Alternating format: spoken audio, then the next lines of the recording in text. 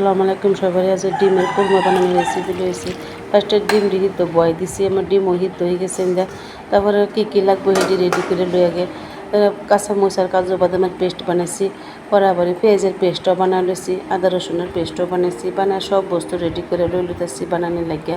তারপরে পেঁয়াজের বেরেস্তা লাগবে, বেরেস্তাটা বানাই লইতেছি। সব বস্তুই রেডি হয়েছে আমার। অনা কোরমা বানানি তৈরি আরম্ভ হইব। ফার্স্টে লড়াত গরম মশলা দিছি, তেজপাতা সব রেডি, তেজপাতা দেহরা পেঁয়াজের পেস্টটা দেহরা আগে ভালো করে কষাই লইতেছি। তারপরে হেন আবার আদা রসুনের পেস্ট দিছি, দেহরা মশলাটা ভালো করে ভাজিয়ে লইতেছি। হেন কাজু বাদামের পেস্ট আছে যে হেটাও দিছি।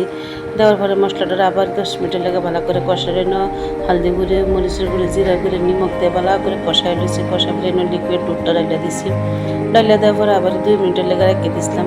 তারপরে আন্ডাটা দেহরে আমি আবার 10 মিনিট রেখে দিছি।